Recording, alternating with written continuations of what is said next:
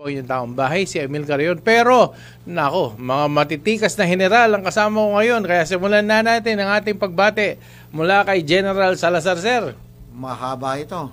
Magandang araw sa lahat at babati na kagad ako. Unang-una, binabati ko yung nag-organize kanina, no? Doon sa aming asosasyon, yung AGPO. Kung ang tawag ng AGPO, acronym ng Association of General and Flag Officers Incorporated. Kung saan, binabati ko yung magiting na leader namin, si Major General Gerardo T. Layog, aka Jerry. Siya ang presidente namin at board chairman.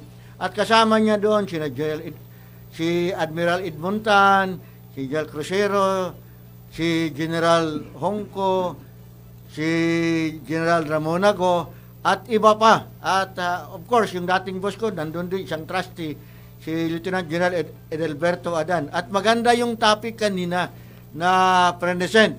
Hindi lang siya mga retired generals, kung hindi sa ibang active na na-invite at mga ibang membro or grupo na mga civilian na-invite. At ang topic kanina ay tungkol sa anti-corruption awareness.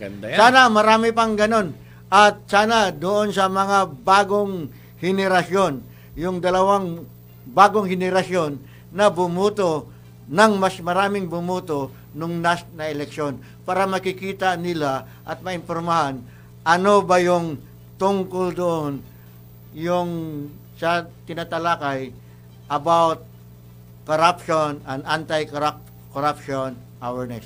Ayun. Yes, sir. May dagdag ko lang.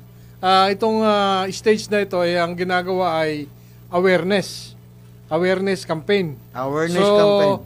Sa susunod na usapan ito, pag-uusapan na kung paano ba mauumpisahan at maisasakatuparan yung iniisip na mabawasan man lamang yung korupsyon. Walk the talk daw. Bumati ka muna. Sige, ako na rin lang ang binigyan ng pagkakataon na bumati. Gusto kong batiin si happy birthday si Sir Rudy Encabo ng dating ASIC ng DSWD ng Duterte campaign team. At siyempre nandiyan din yung aking mga kasama sa EMSA, si Lieutenant Joy Palobon, nagbe-birthday siya. At ganoon din si Sandy Ancheta, kasama namin siya, magbe-birthday siya sa Friday. At kanina binisita kami ni Lieutenant Jerden Nava, dati namin kasama. At siyempre, happy birthday kay Baby Jen. Sa inyo pong lahat, Ka Jerry, Brother Jerry Samudio, at sa aming chairman, si General Yanto, magandang gabi po sa inyong lahat. Ayun. General Garcia, sir. Magandang gabi ka, Emil. Magandang gabi, sir. Magandang gabi, General Calonso. Magandang gabi po sa aming mga taga-pakinig, sa aming mga taga-subaybay dito sa Pilipinas, at sa kung saan dako ng mundo kayo nandun. Magandang araw sa inyo. Binabati ko yung aming bisita kanina na mga naka-uniforme pa, no? Si Major General Arvin Lagamon, yung kanyang dalawang assistant na kasama, nakalimutan ko yung pangalan ng isa. Hindi. Si Colonel Jock Talarok, si yung Colonel niya, yung Ileto, at saka Colonel Herrera yata yung kanina. No, so magandang gabi po sa inyong lahat. Huwag kayong aalis, napakaganda ng usapan ngayon. Napakarami. Simulan mo na, sir. Yes, simulan natin tungkol sa anti-corruption. Yung topic dito, yung sa anti-corruption, pinapakita lang yung proseso, lalo na ngayon, budget ang pumasok, yung from preparation up to the time sa execution. At kung saan anong dapat bigyan ng importansya at ano yung nakasaad sa batas, at ano dapat yung ang pinaka-importante na identify yung needs ng mga mamamayang Pilipino. Nung pinag-uusapan yung budget kanina, nag-iinit yung ulo ko. Talaga, nakakagalit yung nadidinig natin kasi hinihimay nila yung budget at hinihimay nila kung papaano po tayo pinagsasamantalahan ng mga taong hinalal natin sa Kamara. Kung totoo. Ang isang malungkot doon na nakita ko, yung sinasabing 40% ang nawawala sa totoong budget natin para sa mga projects. At yan ay kinukulimbat ng mga Lumalabas kanina. mga politicians na Political dynasty. Yeah, pati political dynasty. Yun, wala yun sa eskwelahan. Pero paano na nasolve yun mathematically na mapunta sa kanila, yun dapat hanapin yung mga eskwelahan nila. No, Kasi magaling. Tsaka ang gusto kasi nung ina-announce kanina, sana mabawasan man lamang yung 40%, maging 39 man lang. Hindi. Pero 40% sabi nila, ano daw yun eh. Talagang administrative cost nila yun. Tama ba yung ganong paliwanag? Oo, mali naman. O sobra yan. naman yun. Hindi. Walang tama. Basta hindi para sa iyo, hindi tama. Okay. Kahit na 1%, dapat walang ganon. Ibig mo sabihin, kung magtatayo ka sana ng building na 100 kwarto, kung 40% ang mawawala, edi 60 rooms na lang 60 yung na lang. mabubuo mo. Assuming na masunod mo yung standard.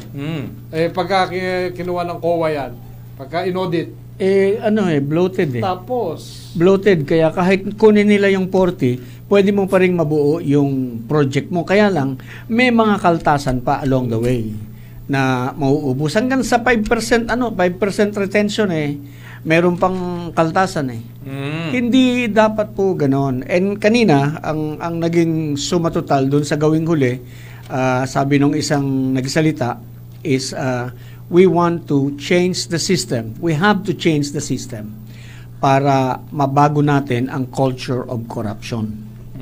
I agree. Baka hindi na 40 yun. Magiging 60 na.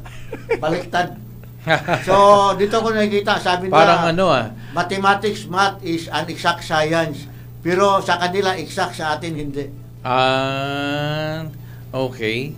Parang lumalaon, bumubuti, sumasama kaysa dati. Yes. So kung dati 40%, balang araw Pero maging 60%. hindi rin tayo nawala ng pag-asa kasi may mga leaders din tayo, political leaders, na maganda ang pagpatakbo sa mga kanya-kanyang lugar. Okay. So, sana yun ang umusbong na dadami dito sa Pilipinas at yan ang tutularan at gagayahin ng mga bagong henerasyon. pero sabi kanina nung nag-present, 5% lang sa lahat ng politicians natin yung mga yun. 5% sa lahat ng political dynasty, good political dynasty. Siguro I can say na one of the good political dynasty I know, di nasa Davao, di nasa Tagaytay. Yung mga Tolentino doon, maganda ang ginagawa sa Tagaytay. So, ako I can say na maganda yung tinatakbo ng Tagaytay City. Tama yung sinasabi ng isang general na dati kong boss na walang masama sa political dynasty. Pero iwasan lang natin. Hindi sir, masama talaga. Because the reason why we are like this, kaya nga nagkakaganito kasi puro political dynasty. Binanggit niya congressman, senador, hanggang sa local executive. Hindi niya binanggit yung konsihal. Yung mga konsihal ganun din sir. Political dynasty, for example, in Quezon City. Isama mo na sa barangay, sa kanila din. Pwede sir. For example, in Quezon City, yung isang apelido sa District 1 hanggang District 6, may ganong apelido na konsehal. Tapos yung 5 na yun, hanggang ibaba, pare-parehas.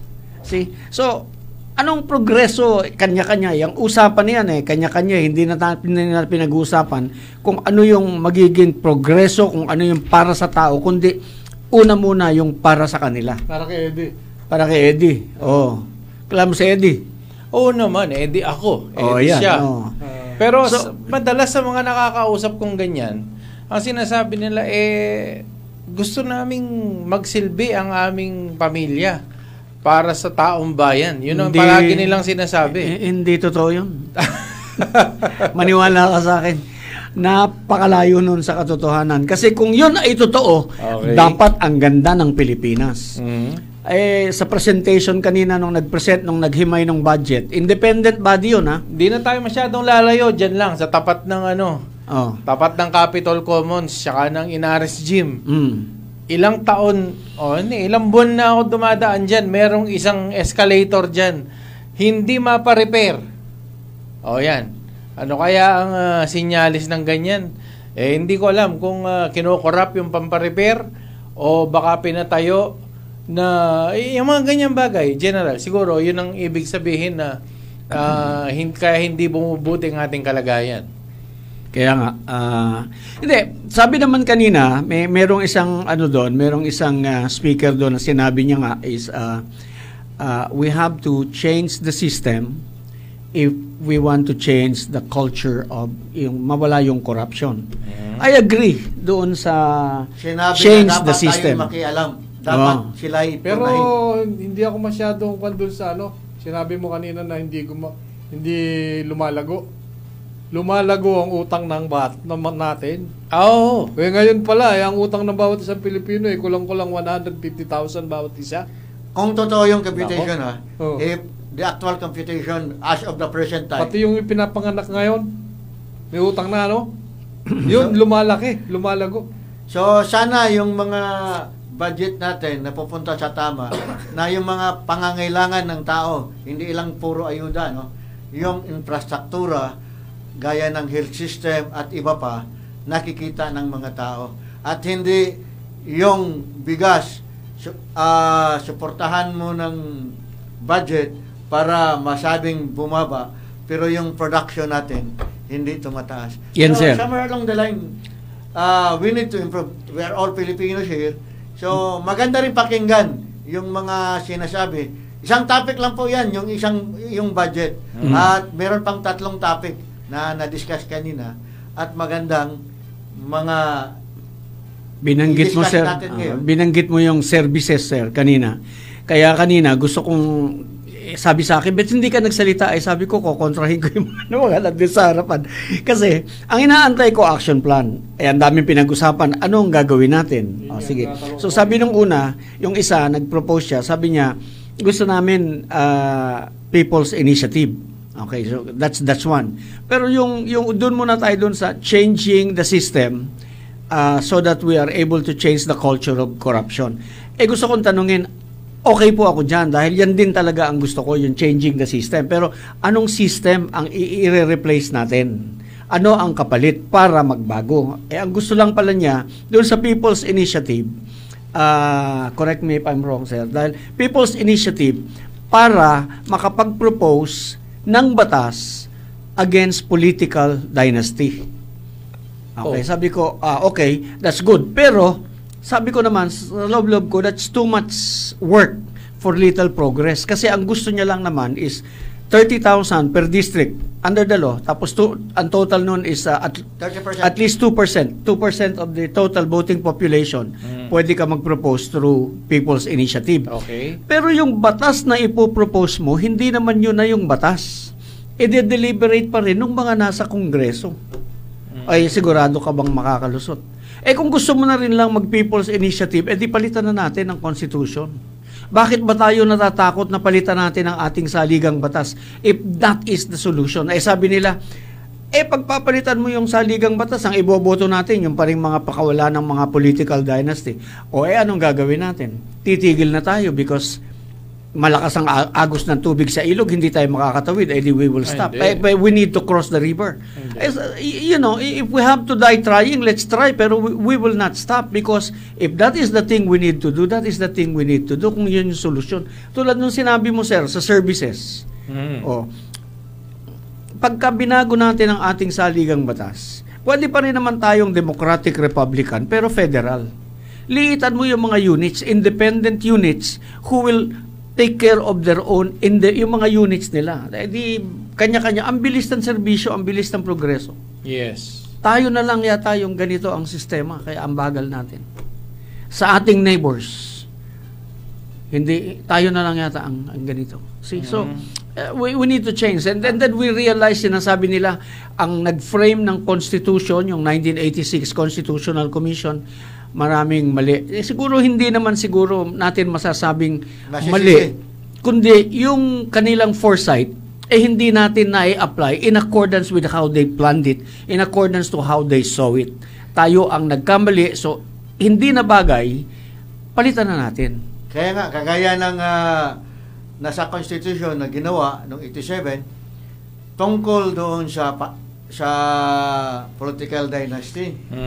Yung anti-political dynasty or something. na kailangan gagawan ng implementing laws or enabling laws, sir. Enabling laws. Pero walang gumawa. Di ba? Pero lahat sinasabi na sa batas, ito sinusundan natin.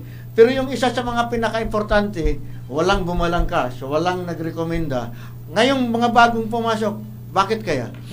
Sir, meron nang nag-propose sa mga bagong newcomer. Isang newcomer nag-propose na siya ng batas tungkol sa political dynasty. Pero kailangan lamang maliwanagan ng lahat, no? Ang kulang is enabling law, pero hindi sinasabing hindi bawal. Bawal ang political dynasty. Ang tanong lamang is, ano ba yung political dynasty? Yan. Definition. O yun yung kailangang i-define. Kaya sinasabing kailangan ng enabling law. Pero bawal. Ngayon, kung bawal ba't walang definition at kayo ay political dynasty, hindi kayo bawal? Bawal. Di ba? Okay. O wag mo sabihin, wala eh. Ano yung sabi nung isa? Pero mahirap bang i-define ang political dynasty? Ganito yan. Noong 1986, before they discussed the topic about political dynasty, kung yung prohibition, sabi nung isang commissioner, Mr. President, I understand that this issue that we are about to discuss is very hot outside. Gusto ng tao na magkaroon ng pagbabawal sa political dynasty, but I noticed na dito sa loob, mahina. In other words, kahit sila, hindi nila madesisyonan, kaya ipinasa nila sa Kongreso yung definition ng kung ano ba yung political dynasty. But the intent is there. Third civil degree of consanguinity and or affinity, that is the intent. And that is bawal. Yun yung intention ng bawal. Kaya pag kayo ay bumagsak dyan, bawal na kayo. Antayin natin yung Supreme Court, baka sakaling this time madampot nila. No, so, but sabi nila baka maging judicial legislation. Hindi naman, because that is going to be judicial interpretation. Ano ba yung sinabi kaya? Napasok yung judicial. Yung key figures na dapat mag-stabilize ng sitong gaya ng COA, other judges and other appointee something? Meron kasing mga sir, may mga reform provisions na in-insert nung 1986 Commission, Constitutional Commission, mga reform provisions like yung Tanod Bayan, yung Sandigan Bayan, yung constitutional bodies like the COMELEC, the COA, and tatlo yung Constitutional Commission, tapos dinagdag nila yung human rights, which is not in the Constitution but is considered as parang in the same category as yung mga constitutional commissions. These are inserted precisely, sir, to prevent what is going on right now. Kaya lang ang problema, there's too much politics and then masyado tayong passive na mga Pilipino. Wala tayong outrage. Wala tayong ano bang tawag mo ron, yung pagka merong walang gigil. Oo, walang gigil. Walang ganoon, walang follow up eh. Sabi nung klase ko, Virgil, ang dami mong sinabi doon sa tungkol doon sa mo.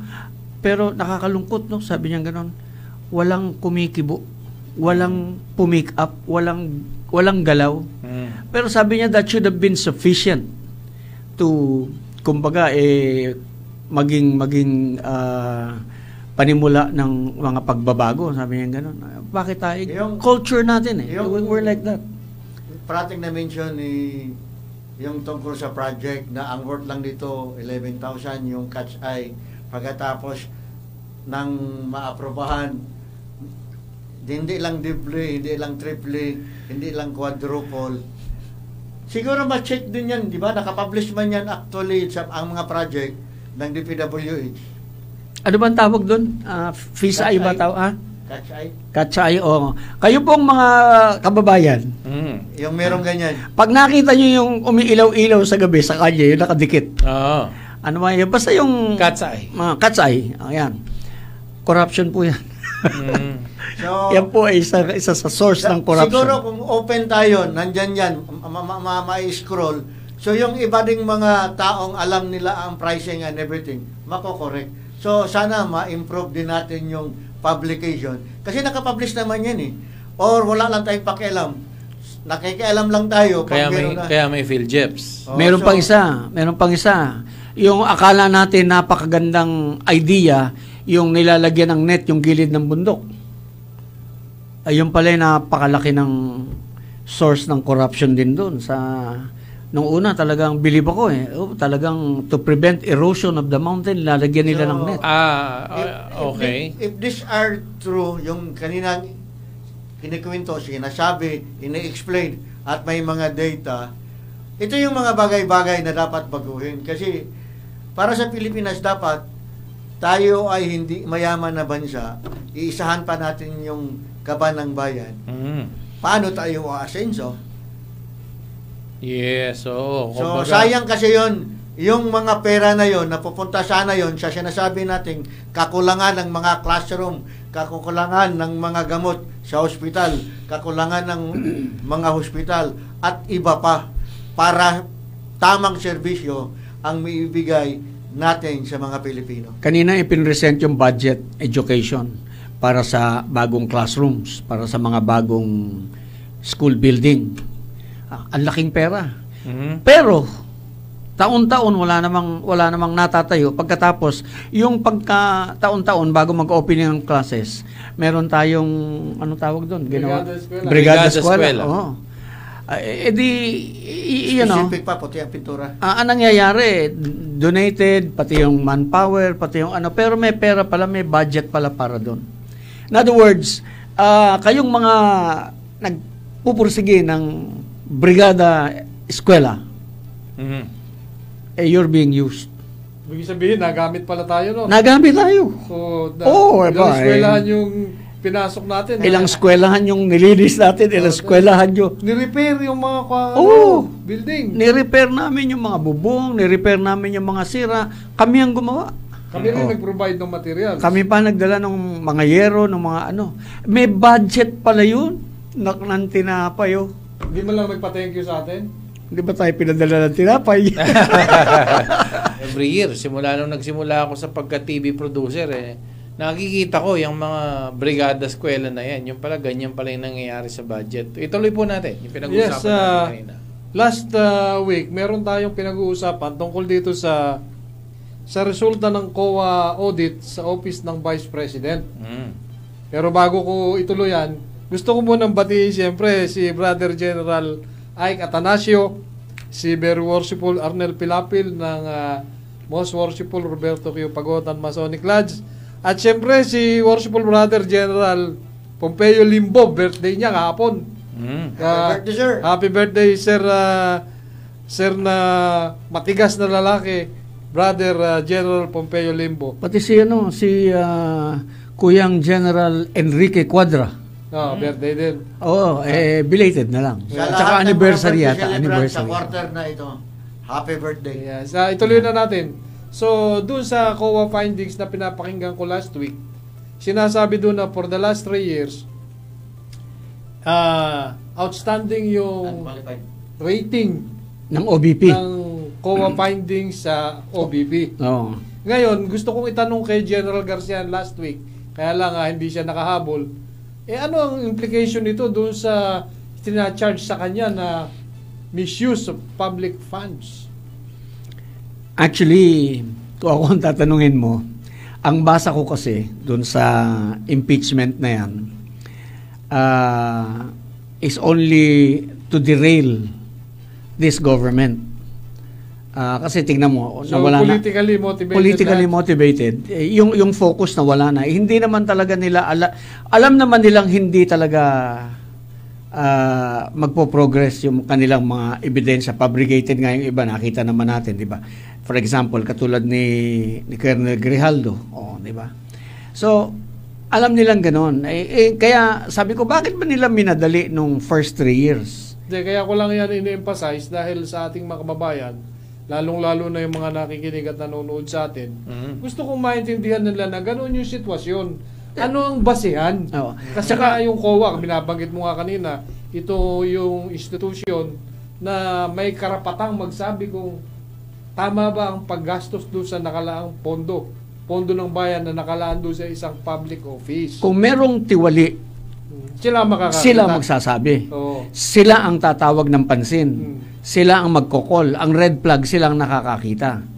So kung yung sinasabi ng iba galit na galit, so ganun, technicality na lang, hindi na natin iimbestigahan yung pagwaldas niya sa kaba ng bayan. Aba, it's one thing to allege, it's another to prove. Kaya lang, yung technicality, napag-usapan na yung technicality, importante yun kasi kung walang jurisdiction, walang matatapos na valid. Walang lalabas na valid. Kaya sinabi ko, pag hindi tama ang simula, hindi magtatapos sa tama. Yun. Yes, So, yun yung implication nun. Kung maganda ang rating mo sa COA, na sila ang may karapatang magsabi kung ikaw ay gumagawa ng mali o hindi, kahit anong ipresenta mo, naninira ka lang. Yes.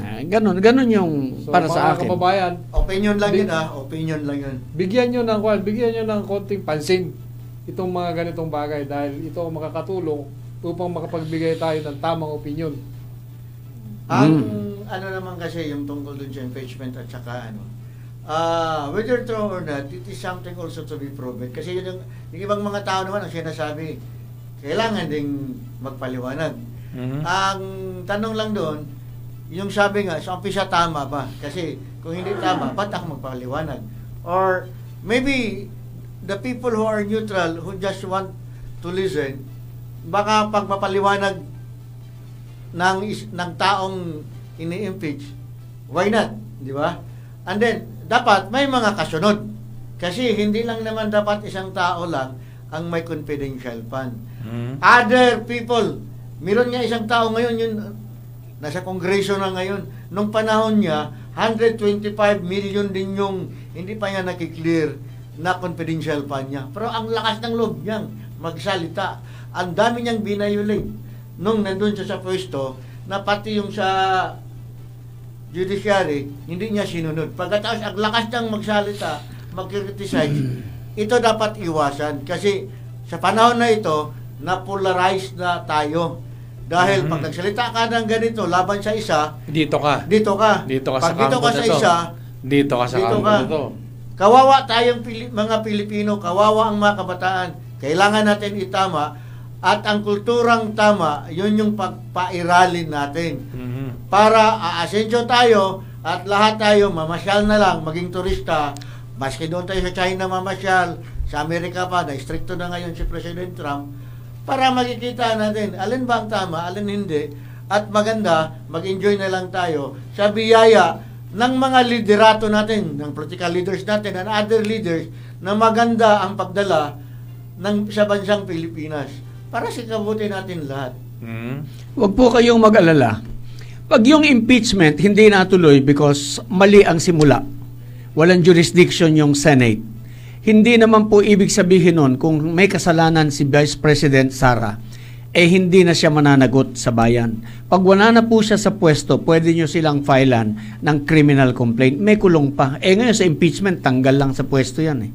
Hindi naman po makukulong. Baka iba kasi intent. Antayin nyo. Kung talagang meron kayong ebidensya against her, hindi naman po yan mapapaso, hindi naman po yan mag-expire. Antayin nyo matapos yung termino niya as a private citizen, demanda nyo. Criminal complaint. So hindi po sayang. Mananagot at mananagot pa rin. Pero yung proseso ng impeachment, pag hindi ho tama yan sa simula, hindi ho pwedeng ituloy yan. Kaya yun, pansinin po ninyong mabuti yun dahil these are constitutional provisions. Pero siguro ang palaging naglalaro sa isipan ng mga kababayan nating nakikinig at nanonood ngayon, sumusubaybay sa atin, hanggang saan, General, hanggang saan ang delineation point na mababasa natin kung ito ba ay politically motivated o talagang totoong pagkilos ito para maitama yung mali. Kasi palaging ganyan palaging to derail the government o para maiba yung direction, and yet ang palaging sinasabi di ba may kasabihan tayo, if you talk like a duck, walk like a duck, dance like a duck, and you are quacking, Anong tawag sa'yo? You must be a duck. Okay.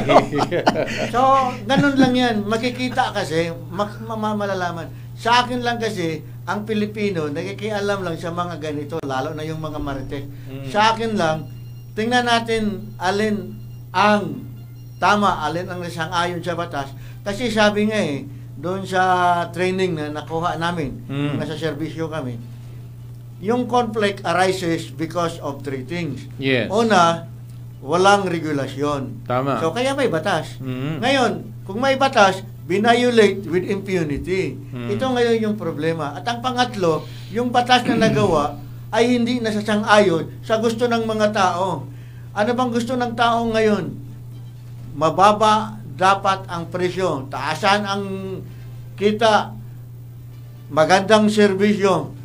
Ito dapat ang pagtuunan ng pansin. Hindi yung dito ka sa kabila, dito ka sa kabila. Pagkatapos, habang nagdidebate, kami naman dito, hinahakot namin yung kaban ng bayan, papunta sa amin. So, let us be awakened by this. Let us focus on how to improve ourselves. And let us develop that culture of honesty. Umpisahan natin sa bahay natin. Kaya balik tayo doon sa sinasabi, nung panahon namin, pag nakakita ka ng maganda, maganda talaga yon. Sigurado kang babaeng maganda. Ngayon, pag nakakita ka ng maganda, lapitan mo at siguraduhin mo, babae ba yan? So, these are the things na the culture of honesty dapat ipagpatuloy natin at nag-umpisa ito sa bahay. Okay. Nag-umpisa sa pamilya. Alam mo, hindi naman yung sabihin mo na kayo lamang na mga halimbawa hindi pabor kay Vice President ang gustong ninyong isalang si Vice Presidente. Sa totoo niyan, si Vice Presidente gusto niya ring sumalang so that she can defend herself. Kasi right now, yung implication ng mga accusations hindi maganda So she wants to clear her name. Kaya lamang, when we want to clear our name, we have to clear our name properly. May jurisdiction. Kasi kung walang jurisdiction at the end of the entire process, wala rin. Wala ring mangyayari because the one that will render decision does not have jurisdiction. Void pa rin and therefore mababaliwala. It's going to be just like an exercise in futility. Huwag po nating titigan yung Senado at kulitin natin ng kulitin si SP. Dahil hindi po si SP ang nagsimula. Hindi po sa kanya ang problema nagmula.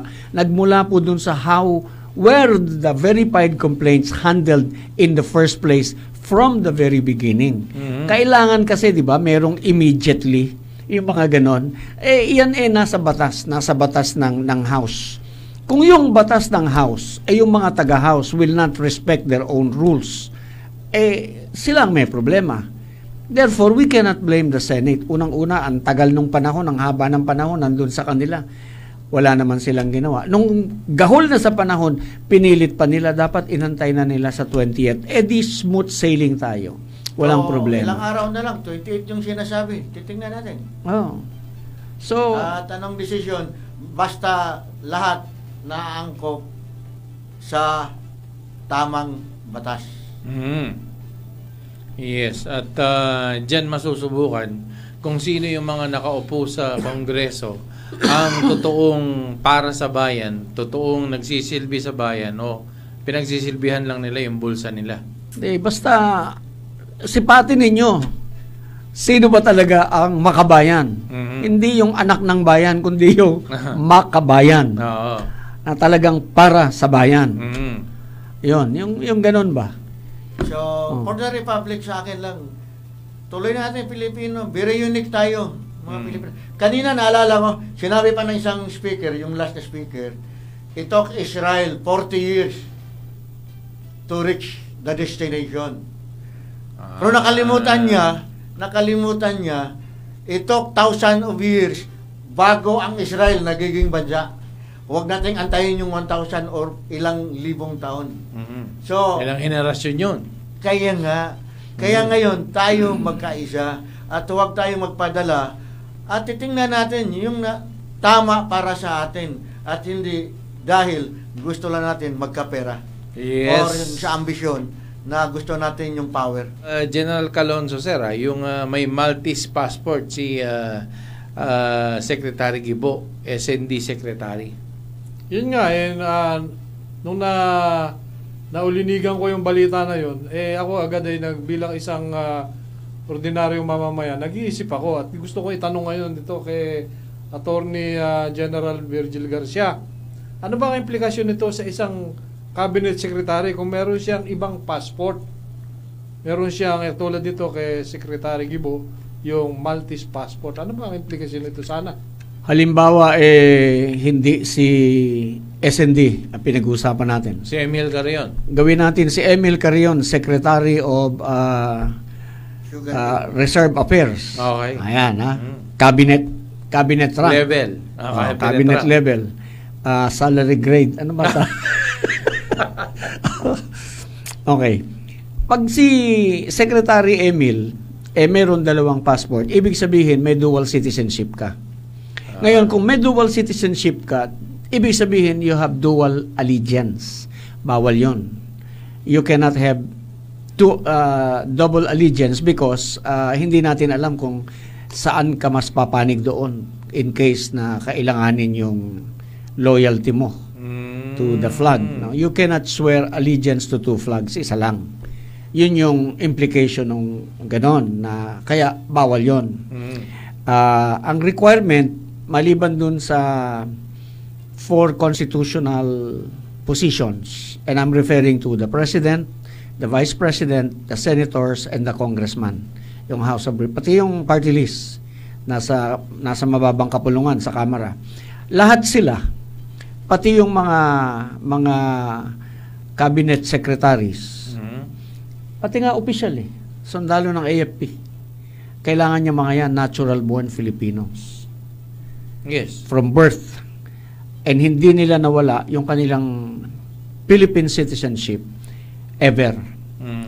Mula noon hanggang ngayon, Pilipino ka. Yun yung requirement ng natural born Filipino. So kung nagkaroon ka ng dalawang passport, the thing is, hindi ka dapat nakaupo sa pwesto mo. Yun. So, lalo ning ganyang pwesto na Secretary of National Defense. Okay. Ngayon, focus natin kay Secretary Gibo. Ang unawa ko dun sa Maltese citizenship is that the requirement is mag-invest ka. 39 million yata. 39 million... May requirement amount. Oh, May required amount. 39 million pesos o $39 million. Ang invest mo, they will give you passport. They will grant you citizenship. Okay. So, ang hindi ako sigurado is whether or not kasama yung renunciation of your former citizenship bago kanya bigyan. Kung wala nun, walang problema yon. Because hindi niya ni-renounce yung kanyang Philippine citizenship and therefore, he remains a natural-born Filipino. Walang renunciation. Di ba? Sabi ko, Filipinos from birth up to the present, hindi mo yan nawala. Okay, so kung gano'n ang situation ni Secretary Gibo, sa aking, my opinion, walang problema yon. Pero if he had to renounce Philippine citizenship to acquire Maltese citizenship, then that's another story. Ibig sabihin, hindi ka na natural-born Filipino. Then, out of delicadeza, you have to resign. Ano dapat niyang gawin niya? Ha? Para maintindihan ng mga kababayan natin Na? ang sitwasyon niya. Para lamang maunawaan na he can explain this. Abogado yun no? He knows what he's doing and I'm sure he will not do anything na will violate the Constitution. Hindi lang batas, the Constitution. Yung mga abogado kasi are sworn to defend the Constitution. No? So, yun yung kanyang oath. So, he will protect and defend the Constitution. And therefore, hindi niya yun i-break. Yun yung aking kwan sa kanya. No? So, ang problema ko ngayon kasi, no, for example, ang dami ng mga hindi natural born sa position na dapat natural born May purpose kasi yung saligang batas for requiring that you be a natural born when you are president, when you are vice president, when you are senator, when you are congressman. Okay. mayroong pagkakaiba because yung maliban sa apat na yan, pwedeng Pilipino ka lang eh. Naturalized Filipino, Amerikano, naging naturalized Filipino ka. After acquiring residency, pwede ka nang tumakbo. Yes. Governor, bukal, mayor, konsihal, pwede, no? Pero not these 4 positions. Because itong position na to is very important sa survival ng ating bansa. Yan sila talaga dapat. Yung kailangan, wala tayong pag-aalinlangan na Pilipinas at Pilipinas lamang ang iyong mahal at Pilipinas at Pilipinas lamang ang ipaglalaban mo habang kamatayan. Hanggang kamatayan. Yung ano ko lang din, yung timing with all the issues and everything.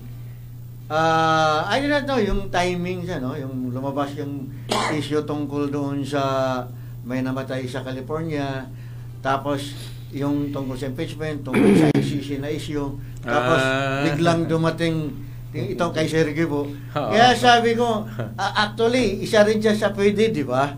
Pagkatapos, sino kayang mga taong gumawa ng mga ganitong kwento at ngayon lang nilabas? Kung alam nila nung una pa, bakit ngayon lang? Ba't ngayon lang? Baka naman, sir, coincidence, ngayon lang talaga rin nila na-discover. And ang sinasabi ko is this, no?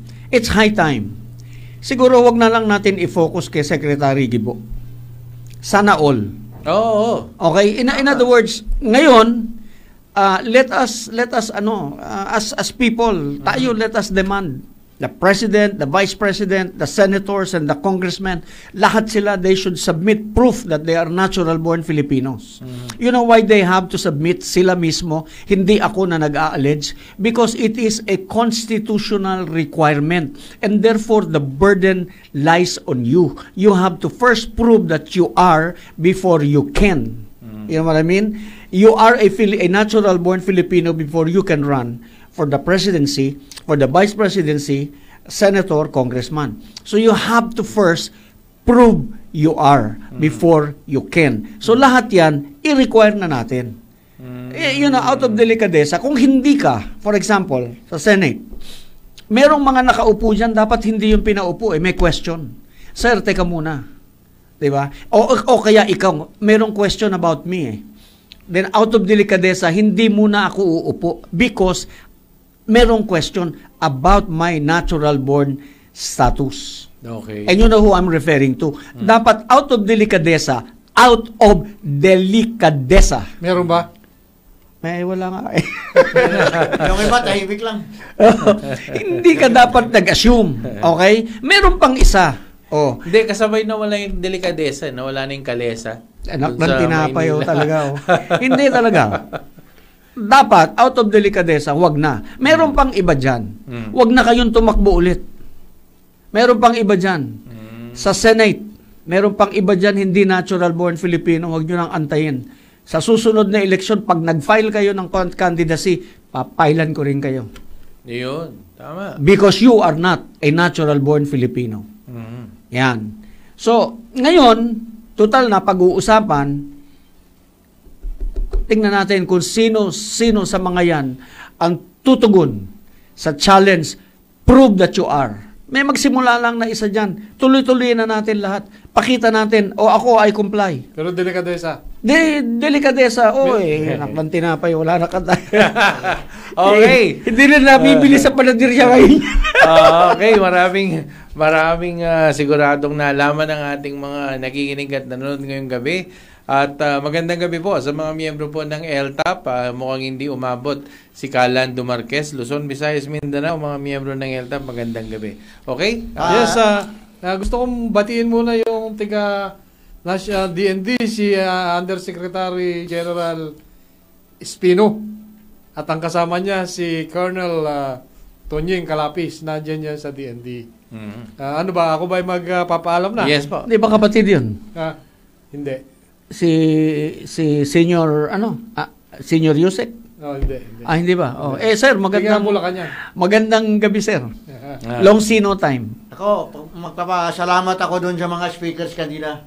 Yung 4+1 at iba pang nagsasalita sa topic sa anti-corruption awareness kanina. At saka sa organizers, sina Jerry Layog, sina Admiral Edmontan, at iba pa, no? na kasama doon. Maraming salamat sa informasyon sa topic kanina. Yeah, ako mag-ano na ako, papa ako na. Yes po. At gusto ko lang ipaabot ang aming taus-pusong pakikiramay kay Yasmin at sa kanyang mga kapatid dahil sa pagpanaw ng kanilang ama, si Sir Gado del Mundo. Ang pakikiramay at pakikidalamhati ay nagmumula sa Sanchez Calonso family. Condolence sa inyong lahat at may your father rest in peace with the Lord. May you rest in peace. Sir, ikaw na. Tapos ka na ba, sir? Bumati na ako. Oh. At maraming salamat sa mga nakikinig. Ito'y usapan lang, karamihan dito opinion na may kasamang katotohanan. Oo. Kami lang po ito. Hindi kasama yung kung anong organisasyon yung aming kinasasapian. Kami lang po talagang tatlo ito. Pero gusto kong batiin yung nag-present nung tungkol sa budget kanina, si Miss Saisa Nadine Susara. Talagang ang ganda ng pag-present niya nung kung paano winawaldas, paano tayo niloloko ng ating mga hinalal na mga mambabatas sa budget. Paano yung rekomendasyon ng executive na lumalaki? Oh. Dapat sana mabawasan dahil ikukuha nila, himay nila, lumalaki pa. Grabe, at saka doon namin na-realize na yung mga pang-personal na nakukuha nila, yun talagang more than double ang inilaki ng mga budget na katulad ng AKAP, tulad ng mga kinukuha talaga pala ng mga congressman yan. Sila yung namimigay, imbis na DSWD. Magandang gabi po sa inyong lahat.